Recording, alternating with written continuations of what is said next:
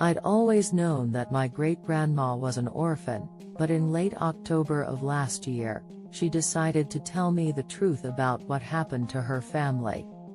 We were visiting her for her birthday. It was a tradition in our household, a road trip we knew in the back of our minds we'd take only a few more times. She was turning 98, so that was just the cold hard truth of the matter. In my childhood, the journey to central Iowa had been a fun and light-hearted affair, but now my brother and parents could only maintain strained politeness as we met up and hit the road together. Each of us knew that this trip might be our last. For several hours, we drove through vast open farm fields that stretched from horizon to horizon. My great-grandma's house was down a narrow dirt road off a wide dirt road off a gravel tractor lane. As a city boy, it was, more or less, the most remote possible dwelling I could imagine.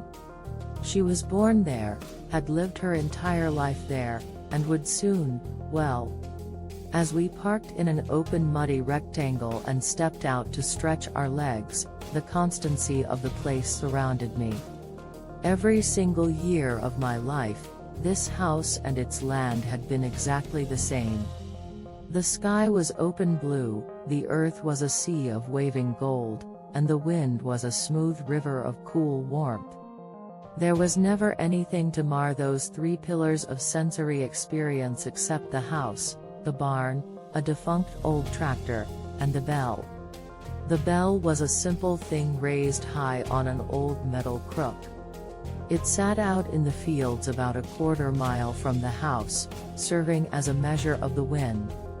If a storm was coming, the bell was supposed to ring, a necessary precaution in tornado country. The only problem was, the bell and its crook had rusted over long ago.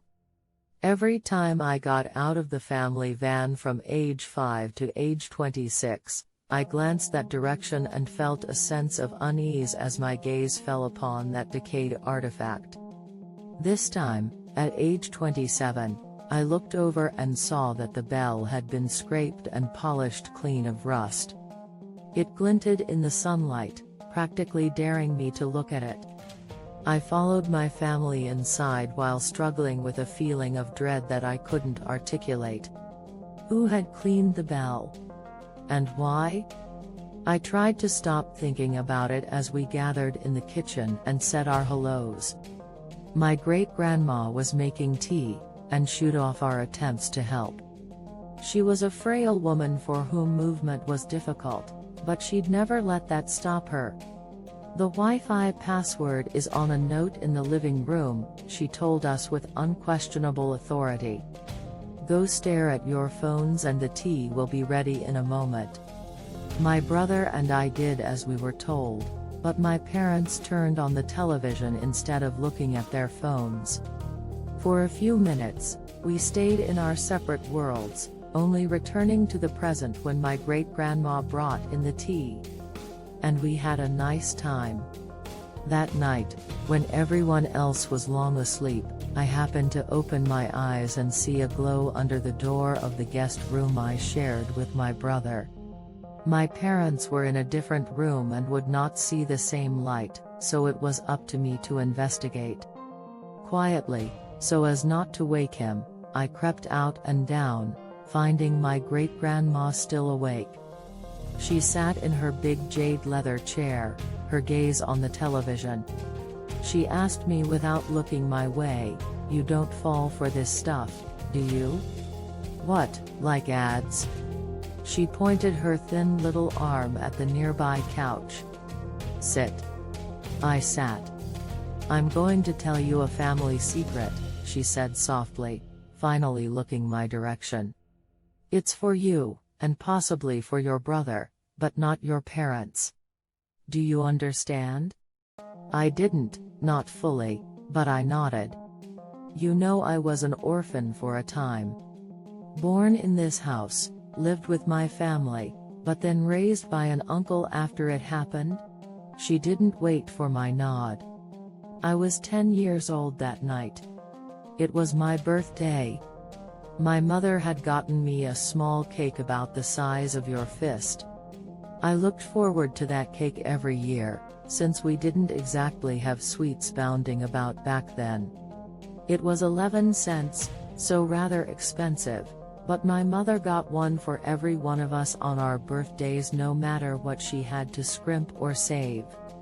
All year long, I saw Mary get her cake in January, Arthur get his cake in March, Eleanor in June, Clarence in July, then Ruth a week after Clarence.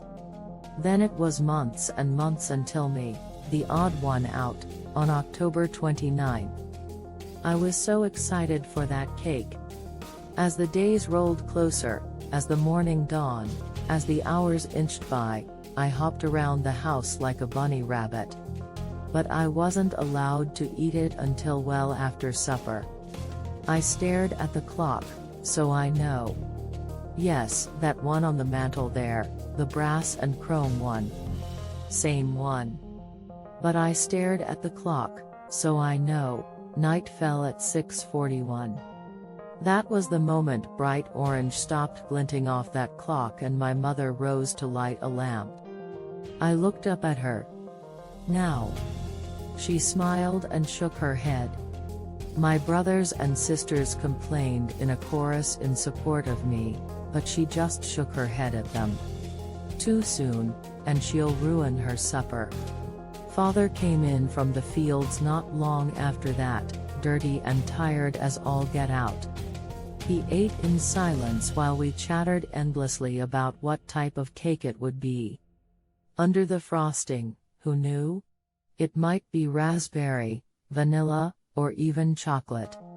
We grew silent as Father neared the cleaning of his plate, an event which would mark the end of supper. 4 pieces of meat and bread remained, then 3, then 2. Any moment now. He stopped at the last piece, holding it unmoving above the remaining dollop of gravy. We turned our heads. It was the bell. The bell was ringing out in the fields. Father grunted, then put the last piece of his food back on his plate before rising. He opened the front door. We braced ourselves for the wind, but none came. He spat on and held up a finger to the night air, then shook his head. He moved back into our lamplight and sat. Arthur asked, "Is it gonna storm?" Mary asked, "Is there gonna be a tornado?" My mother shook her head, smiled at us, and told us not to worry. No wind meant no storm. But that bell kept ringing.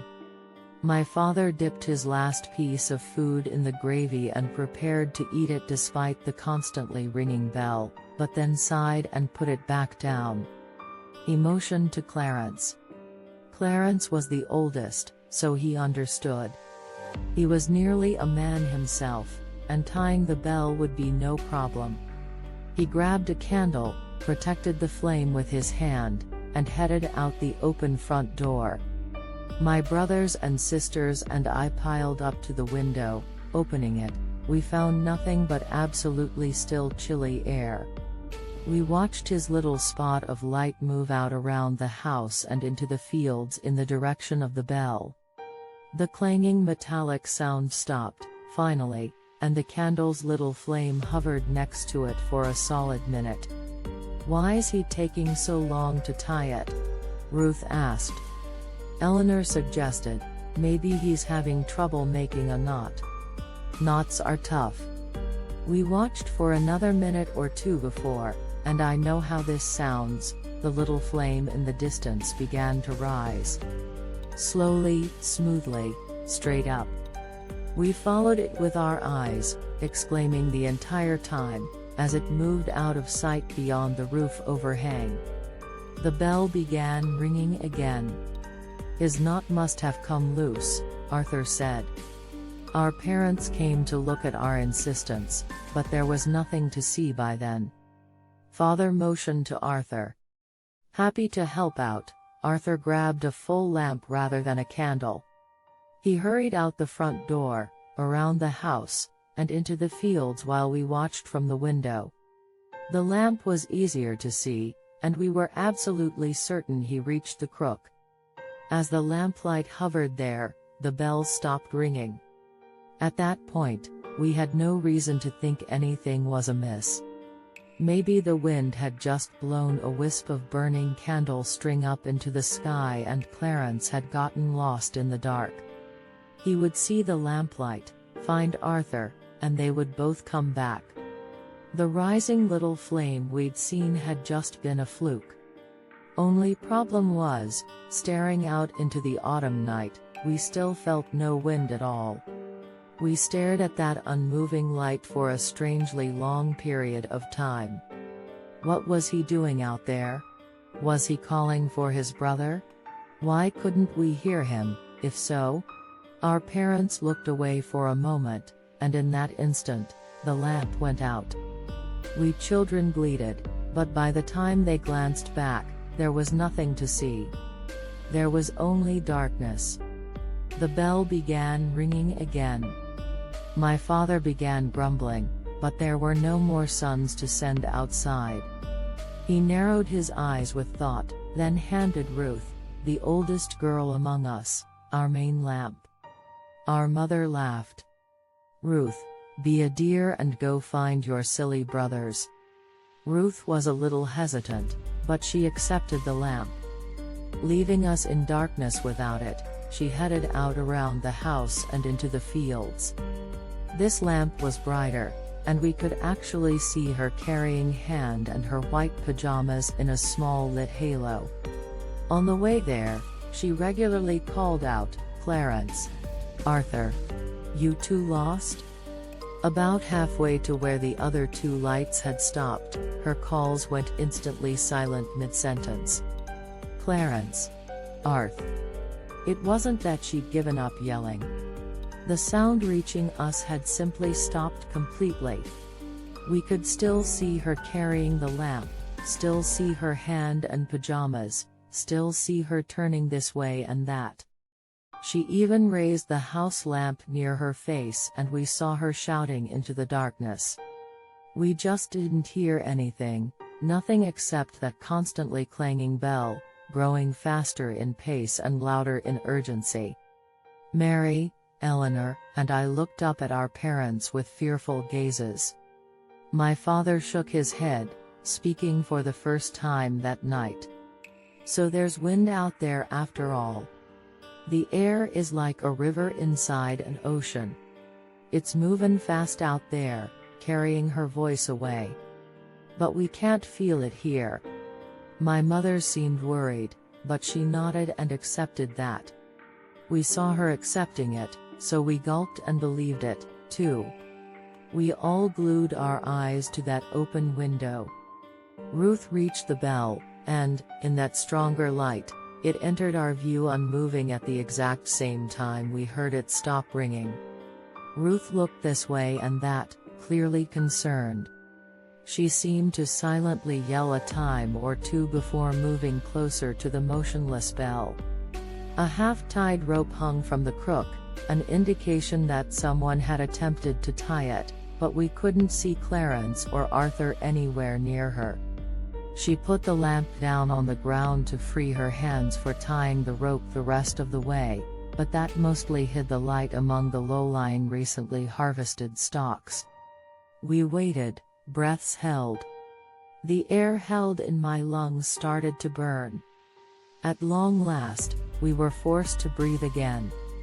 Ruth's light continued to sit there, barely visible between the broken plants. "What's taking so long?" Mary asked.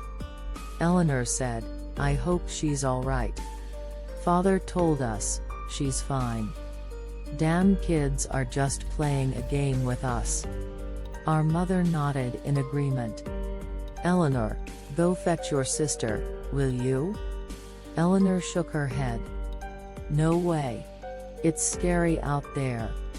It's just a game." "You're not playing a game with us, too, are you?" "No." Eleanor gulped. "Then go get your sister and brothers. Tell them to come back in." It was pitch black out there, and almost the same inside with us, save for one lone candle. Trembling, Eleanor took our last candle and crept out into the night, scooting along the side of the house to stay as close to us as possible. Shakily, she called, "Ruth? Arthur? Clarence? This isn't funny anymore." Now it was we who sat in the dark. As Eleanor began to move further away with the last of our light, we tensed. Father eyed the open front door, and Mother softly moved to close and latch it. I wondered what they meant by that move, because how were the others supposed to get back in? But I supposed they'd unlatch it if anyone came back and knocked. Mother moved away from us in search of more candles. Through it all, the bell kept ringing out in the dark. Increasingly scared, I held Mary's hand tightly and yelled out the window, "Be careful, Ellie." She must have happened to cross that invisible silent threshold at that moment, because she turned around in surprise and stepped closer. "I heard your voice go quiet, but there's no wind. Papa's wrong." She stepped away again. "See, when I pass this point, She held up the candle to show us that her mouth was still moving, but we heard nothing. Come to think of it, her hair wasn't moving, and we hadn't seen Ruth's pajamas billowing in any wind. I asked Father, "What's doing that? What's making it quiet out there?" "It's just a game," Father insisted. "They're all lying. She's just pretending to make noise so it looks like she's being silenced." Eleanor reached the bell, Father's grip on my shoulder squeezed to nearly painful. She reached down for the lamp Ruth had left, lifting it with one hand and holding the candle with the other. She approached the clanging bell. "See?" Mary whispered to Father. "The candle's not going out even though she's not protecting the flame. There's no wind out there." "But the bell is ringing," he said gruffly. "So there is wind." Eleanor kept looking left and right as if she'd heard something. Slowly, she reached the bell, which was hanging unmoving from the crook. But we could still hear it ringing. Next to me, Mary began to cry. "It's a game," Father said angrily. "It's just a game they're playing." Eleanor threw the lamp at something in the darkness. We saw the lamp crash, shatter, and go dark, but heard nothing. She raced toward us, candle in hand, but the flame went out because of her haste. We waited to hear her approaching or screaming, but nothing followed. The bell continued to clang. We waited in terrified silence. Mother returned with a candle for each of us, and we sat vigil at the window. Nothing and no one moved. For hours, the bell clanged without wind. The night remained pitch black. The bell clanged, and clanged, and clanged, driving deeper into our ears with each passing minute. Near midnight, we broke. Father was beyond agitated. "Mary, go find your brothers and sisters." "No," she cried. "I'm not going out there." Mother glared at her. "You have to. This game has to stop." Urged on by both of them, Mary burst into tears and climbed out the window. Holding her small candle, she inched out into the fields. Her sobs went quiet as she passed that same point out in the darkness. Her flame reached the bell, and the ringing stopped. Her flame snuffed out. We held our breaths. The bell began ringing again. Father clenched his fists. "Go." I turned and saw he was looking at me. I suddenly realized I was the only child left in the house, and I felt horribly alone. Everything in me shrieked against the thought of going out into that cursed night. "No." My mother wavered in place. No longer adamantly in line with my father, she began to cry, too. "What are you doing?" he demanded. "It's just a game." There's nothing to be scared of. She screamed and demanded, "Why do you keep saying that? Why have I been helping you do this?" He grabbed her and shouted in her face, "Because we haven't been sending our children to their deaths. That's not what's happening." She pushed his hands away and ran for the window. Pushing past me, she tumbled out and ran screaming toward the still clanging bell, not out of fear of father, but out of terror for her children. Arthur, Clarence, Ruth, Eleanor, Mary. For God's sake, where are you? He growled and leapt out after her, yelling, "We didn't kill them. Everything is fine." They both continued shouting until they passed that point in the dark, and all went silent. Except for the bell. Twice more, it stopped ringing, and twice more, it began again. In panic and terror beyond reason, I closed and latched the window and pushed all of the furniture against every entry to the house. I curled in a cupboard holding the last candle up to my face as it slowly melted its way down toward my fingers. I was alone. Somehow, I was alone. We'd all seen the danger and stared right at it as it happened, but one by one they'd all gone out there anyway. I'd been surrounded by a full band of siblings my entire life, and now I was completely and utterly alone in a house in the middle of nowhere. By the length of my candle, it was 3 in the morning when the knock came at the door. I trembled, but did not make a sound. The knock sounded again 40 heartbeats later. It was louder this time. I shook, holding my candle tight. The third knock was more like a tremendous crash or kick, and I heard the door explode inward. 60 heartbeats of silence passed. And then the floorboards creaked. Something in me told me to put out my candle for fear of it being seen through the cracks in the cupboard, but I didn't dare. Not darkness. I couldn't handle darkness. I would scream if I did, so I kept it lit. Slow, quiet steps moved through the house.